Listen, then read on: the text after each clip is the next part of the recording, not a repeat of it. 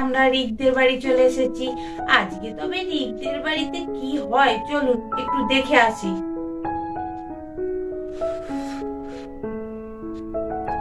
জানো বাবা, আর বলো না, কলেজের ছেলেগুলো এত ডেসপারেট, কি বলবে। আজকে পরীক্ষা হচ্ছে, ও বাবা দেখি টুকলি করছে। আমাদের এইসব করতে গেলে তখন হাত কাঁপতো। এখনকার ছেলে মেয়েদের ভয় ডর বলে কিছু নেই। তা ধরেছিস নাকি? কজনকে ধরলি? খাতা আরে টারে করেছিস? আরে বাবা, এখন তো খাতা আরে করা যায় না, তুমি সেটা জানো না। ওই জন্যই তো এখন আরো ডেসপারেট হয়ে যাচ্ছে, বুঝেছো? ধরলাম দুজনকে, একটা মেয়ে আর একটা ছেলেকে। বলো না, আর কি করবো। যাকে খাতা নিয়ে নিলাম, আবার নতুন করে খাতা দিলাম, বললাম লেখো। সে আর লিখতে পারে? পড়াশোনা করবে না সারা বছর ধরে, আর ওই করবে টুকলিতেই সময় কাটে। সেই টাইমটা পড়লে তো হয়, তা না। তা ঠিক করেছিস, এখন যা অবস্থা তাতে ঝামেলা যেন না হয়। হ্যাঁ রে খোকা, হ্যাঁ, মেয়ের কাছে শুধু ওই কথা শুনলেই হবে? মেয়ের তো বিয়ে দেবার বয়স হলো, একটা ছেলে দেখলি না এখনো? কবে বিয়ে দিবি? এই পুজোর সময় সবাই এলো বাড়িতে, এসে বলছে কি কবে তোমার বড় নাতনির বিয়ে হবে। আমি বললাম এই দেখো না, ছেলে কই দেখতে পাচ্ছি না। খোঁজ একটা ছেলে, ভালো ছেলে না হলে বাবু আমার নাতনিকে আবার বিয়ে দেওয়া যাবে না। ও তো এখন প্রফেসরি করে, তা একটা ভালো ডাক্তার ফাক্তার হবে সেরকম একটা ছেলে দেখ বাবু, কত হবে বিয়ে দিবি? মেয়ে তো বলছিল বিয়ে করবে না এখন, তা তুমি রাজি করাও, ছেলে দেখো, তা যদি রাজি হয়ে যায় বিয়ে দিয়ে দেবে।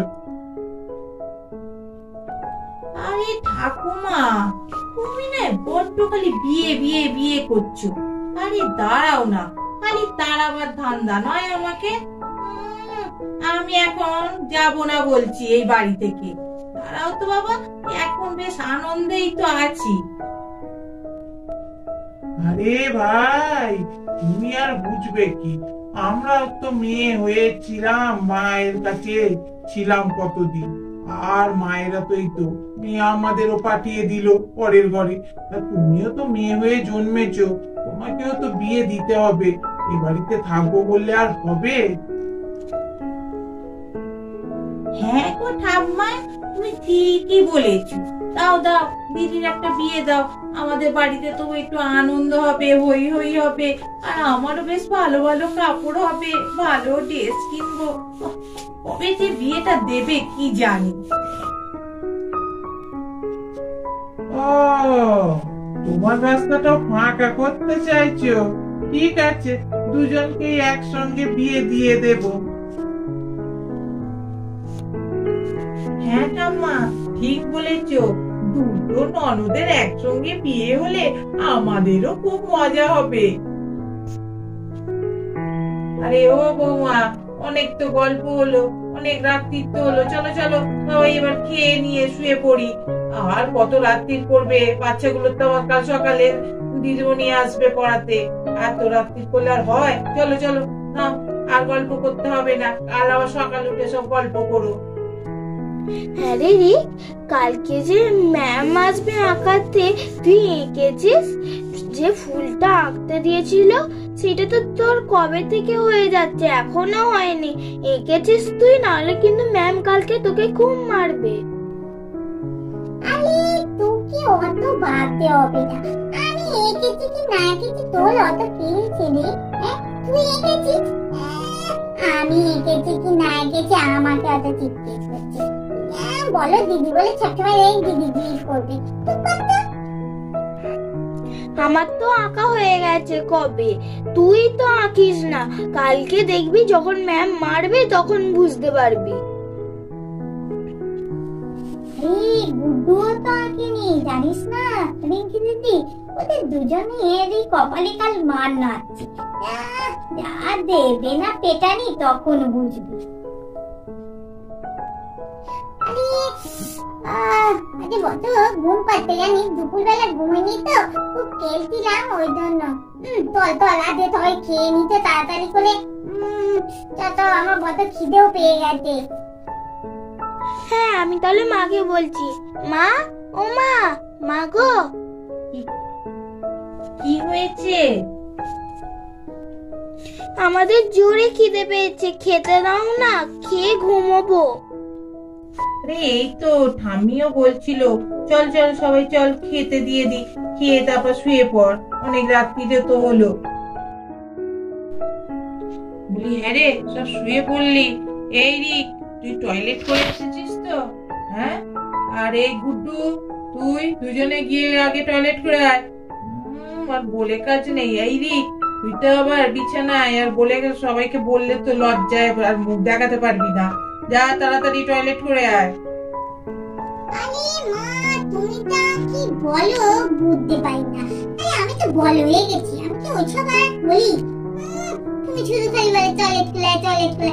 আরে টয়লেট তো খুলেই এতে ছুঁইতি, কিন্তু হয়নি, আমি এসব কিছু করবো না। ঠিক আছে, না করলেই ভালো, যেন কালকে আমাকে আবার বিছানা টিছানা রোদে দিতে হয় না। চললাম, সব শুয়ে পড়।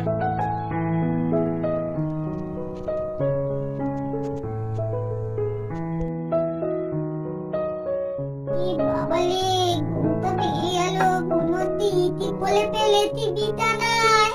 মা তো তাকে পেট খুলে মারবে, কতবার বললো টয়লেট খোলায় টয়লেট খোলায়, আমি তো ইতি করতে গেলামই না। এবার কি হবে?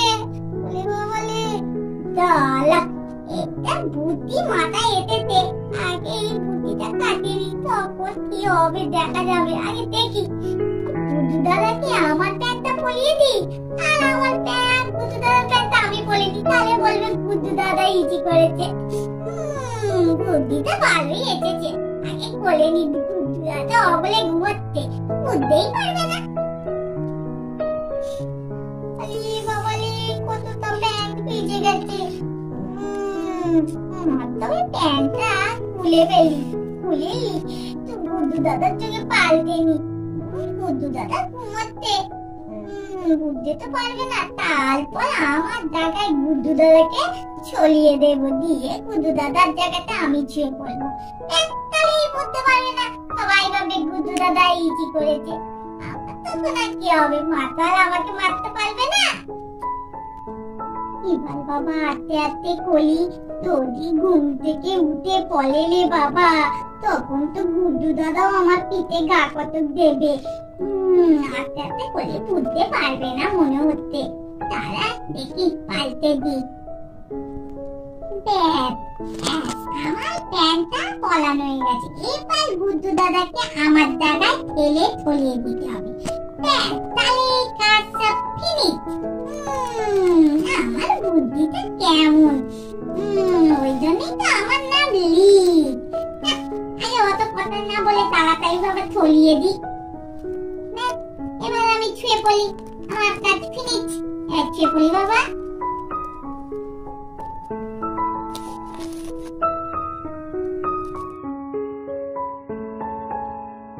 আমি এখানে কি করে এলাম? আমার ব্যাগটা কেন ভিজে ভিজে লাগছে? আমার জায়গাটাও তো বদলা, আমি তো ধারে শুয়েছিলাম, আমি তো রিঙ্কি দিদির পাশে শুইনি। কি ব্যাপার, কি হলো? আমার ব্যাগটাও কেমন ভিজে, আমি হিসি করে ফেললাম নাকি? ও বাবা, রিক তো দেখছি আমার জায়গায় শুয়ে আছে, কি ব্যাপার? এই রিঙ্কি দিদি, রিঙ্কি দিদি, শুনছিস? কি হলো রে? এত ভোরবেলা কেন ডাকছিস? আরে দেখ না, আমি তো তোর পাশে শুইনি বল, আমি তো ওই ধারে শুয়েছিলাম। কি করে বলতো আমি এইখানে এসে গেলাম? আবার আমার প্যান্টটা কেমন ভিজে ভিজে লাগছে, আমি কি হিসি করে ফেললাম?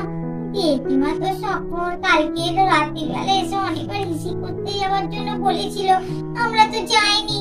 জানি হিসি করে ফেললে তো মা খুব মারবে রে। হ্যাঁ, ঠিকই তো বলেছিস, তুই তো আমার পাশে শুসনি, তুই তো ওই ধারটা শুয়েছিলিস, আর আমার পাশে তো রিক শুয়েছিল। রিক ওই পাশে কোথায় থেকে গেল? আরে দাঁড়া রিঙ্কি দিদি, চাদরটা সরাই, কি ব্যাপার একবার দেখি।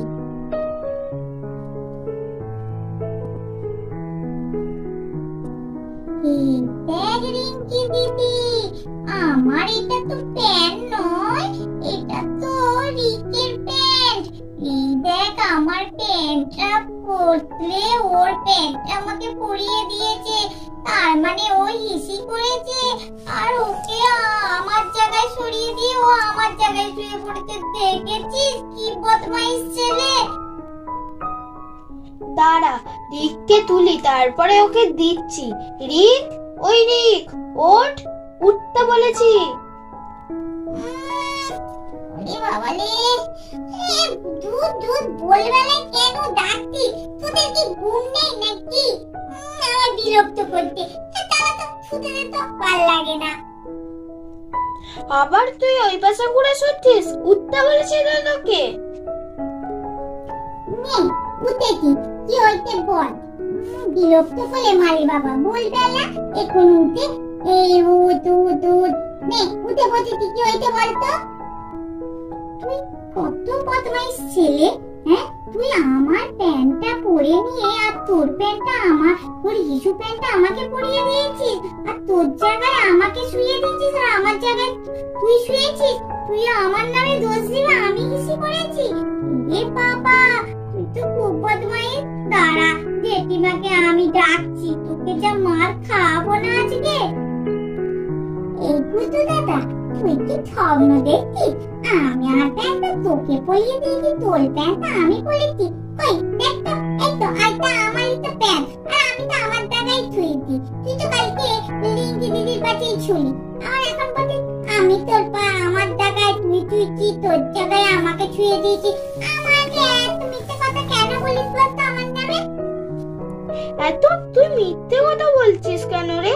কালকে তো তুই আমার পাশে শুয়েছিলিস। মাকে ডাকবো, মাও সাক্ষী আছে। মাকে এক্ষুনি ডাকি তাহলে।